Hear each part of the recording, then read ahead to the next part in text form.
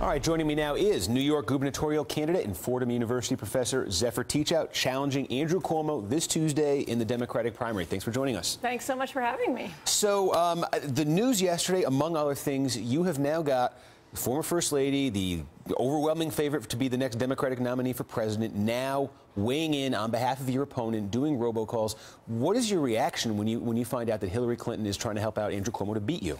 I have to be honest with you. When I heard the news, I know this sounds a little backwards, but I was really happy. Of course, I would have loved Hillary Clinton's support or not to have her be doing robocalls, but we haven't done any internal polls and the press hasn't done any polls, but we know Andrew Cuomo is polling. And it's a big ask to ask Hillary Clinton to do something. So, we don't know whether he traded away his presidential bid for this robocall, but we know that he's scared. But you say that's a sign. It's a real sign that he's scared, because this is calling in every single heavyweight he can call. And I'm getting calls from politicians who are calling me to say, hey, I'm so sorry I have to do this. I have to endorse Andrew, but he called me and, I need to do this or that deal with him. So he's clearly making the calls. Their numbers are showing something that we've been feeling, which is we have so much momentum on our side. So where's the energy? So we gave the cliff notes on the first term of Andrew Cuomo there, yeah. And he would point to it. He would say on guns, I've had a great progressive record. He was on gay marriage, I have a great progressive record. My overall approval rating, very good in the state. Where is the biggest single indictment of Andrew Cuomo as governor? What would you say it is? The biggest one that we see among Democrats broadly is they think he's out for himself, that he's not serving the people of the state. And people will forgive some small things, but if they feel like he's basically serving his donors, which is what they feel, there's a lot of anger around that. But the big problem in the state, the effect of that, is we are now the most unequal state with the most segregated schools in the whole country. And you said earlier he was middle of the road. He's not middle of the road. He's a Reagan trickle-down Republican. The son of Mario Cuomo, you're saying? He is. If you look at what he has fought for, he's taken billions of dollars from public education and instead fought for tax giveaways for big banks, tax giveaways for millionaires, tax giveaways for some companies, and those companies tend to be his donors. I mean, he's really a trickle-down Republican.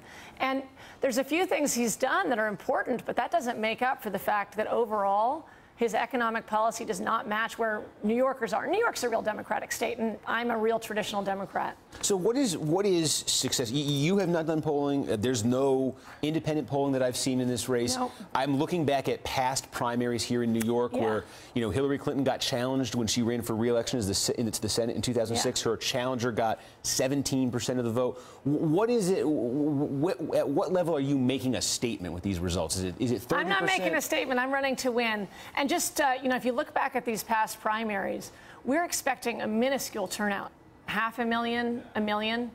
So we think we need 350,000 votes to win. And we can see it because there are people who are so angry in all these different areas. Immigrant rights activists are really angry. I mean, Andrew Cuomo failed to pass the DREAM Act in New York State. He failed to pass the Women's Equality Act. Well, now so much of this has to do, again, we put this in the opening there, and this is a New York-specific thing, but for a national audience, the Democrats won control of the state Senate in the elections in New York, and there's reporting that Andrew Cuomo basically said he would prefer to have Republicans controlling the state Senate. I mean, that's absolutely right. It sort of proves what we've already known, but it proves it. He prefers Republican control in New York State. He's not a Democrat. And that's where we're getting so much momentum because, like I said, this is a Democratic state. So what do you make of, we say Hillary Clinton, another prominent Democrat who has been out leading the charge for Andrew Cuomo is Bill de Blasio. Yes. And a lot of people in New York and nationally look at the name Bill de Blasio and they say this is a sort of a model progressive leader. Yeah. Are you disappointed in Bill de Blasio? On this, of course I am. I mean, his policies fit my policies, not Andrew Cuomo's. It doesn't make any sense. So why do you think he's doing it? Well, clearly Andrew Cuomo is, calling in every single favor he can. It's not just Bill de Blasio. What do you think de Blasio would owe a guy like Cuomo?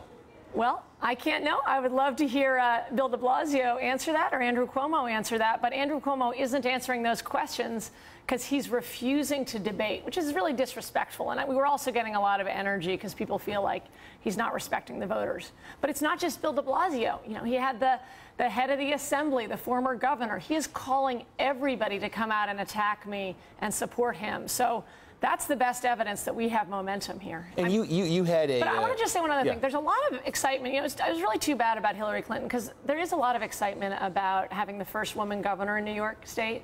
You know, there is a real sense that Albany is this old boys club. I don't know if you remember the sexual harassment scandals, but it's a very male, very secretive... Three men in a room has long been the way to describe, 3 men in a room. Describe and Albany, so there's a lot of, you know, real excitement about having a woman in the office. The other issue here, too, is again, this is a complicated New York thing, but it's fascinating because you have a lieutenant governor candidate. His name is Tim Wu, who you're running with. You're not together on the ballot, though. The race for lieutenant governor is separate. And there is definitely a lot of fear from the Cuomo people that his hand-picked lieutenant governor, who's a former congresswoman from upstate, her name is Kathy Hochul, that she might lose to your candidate for lieutenant governor. Do you think Tim Wu is going to defeat Kathy Hochul? Absolutely. He's going to make a fantastic lieutenant governor. Also, by the way, a historic election because he'll be the first Asian American to win statewide. In fact, I think he's the first Asian American to be running statewide on a constitutional level ticket. So there's a lot of excitement around that. I mean, people see history in the making right now. You know, there's a dynasty governor who hasn't really served as a Democrat. There's a far-right lieutenant governor. And then there's Tim and I. And Tim and I both of us are internet natives. We really represent a new kind of politics. So if Andrew Cuomo wins nomination, if he does defeat you on Tuesday, will you support him in the general election? I am running to win. I'm putting all my energies into winning. But no pledge here to support the Democratic. You're running the Democratic primary.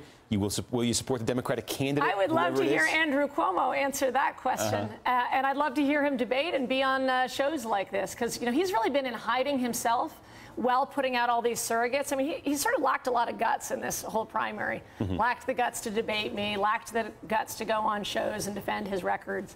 Instead, he keeps putting out surrogates. Yeah, and you're running to win, but again, I ask you for a number in part because there's also the possibility here, and the Cuomo calculation seems to be that if he stays away from this, he thinks he will get a high enough margin that people will look at this race and they'll say, you know what, that whole liberal uprising thing, it was just a bunch of people who knew how to make noise, but it didn't really add up to anything. Is there a concern on your part? You know, what if you show up and it's, you know, you only get 15%? Look, every single step along the way, folks have underestimated us. And I think in so doing, they've really underestimated Democrats in New York State, thinking that you could just take the Democrats for granted. And you can't. I mean, look, I started with $8,000 when I started running just 3 months ago. And now we have Andrew Cuomo running scared. Just 3 more days, and we're going to have a moment. Do you think, a final question, this issue with the Moreland Commission, the Anti-Corruption Commission, do you think Andrew Cuomo committed any crimes?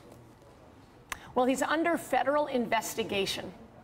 And there's a serious question about whether he committed the crime of criminal solicitation of official misconduct. That's under state law, as well as the possible federal crimes. I don't know whether he did anything illegal. I know what he did was wrong. All right, Zephyr Teachout. She is Andrew Cuomo's Democratic opponent this Tuesday's primary in New York. Good luck on Tuesday. Appreciate you joining us today.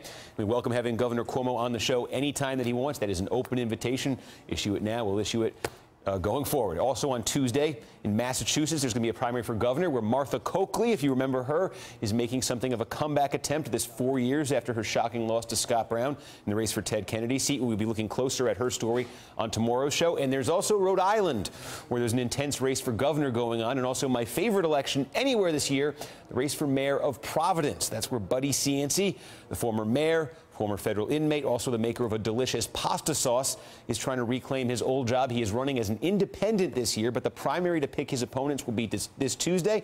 And by the way, we will be talking to Buddy Cianci on this show tomorrow, and trust me, you will not want to miss that. More ahead right after this.